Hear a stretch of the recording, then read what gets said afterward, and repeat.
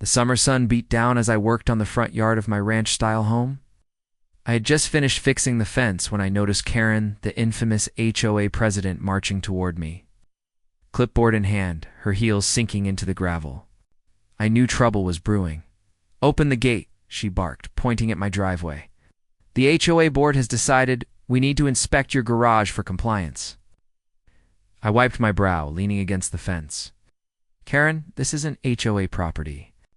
My home was built before your subdivision even existed. You don't have jurisdiction here." Her lips curled into a smirk. "Everyone in this neighborhood falls under our rules now. Refuse me and I'll fine you until you break." I laughed. "Can't fine me. This isn't your land." That's when the situation escalated. She shoved against the gate, rattling it furiously. When I stepped forward to block her path, she grabbed the front of my shirt, yanked it hard, and tore it straight down the middle. "What's wrong with you?" shouted, staggering back. Before I could react, she raised her hand, like she was about to slap me. But just then, red and blue lights flickered across the street. A sheriff's deputy, who had been called earlier by another neighbor tired of Karen's antics, pulled up and stepped out of his cruiser. The deputy froze. Watching the scene unfold in real time, Karen with her fists clenched, me with a ripped shirt hanging off my shoulder. "Ma'am," the deputy barked. "Step away from him now." Karen spun around, suddenly pale.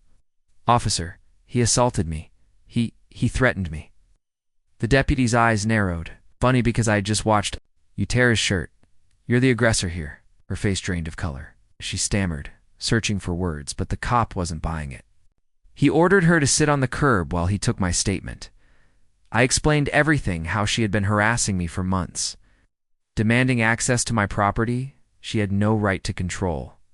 The deputy nodded, scribbling it all down. Finally, he turned to her. "Karen, you've crossed the line. This is assault. If he wants to press charges, you're going downtown." Tears welled in her eyes as she realized her game was over.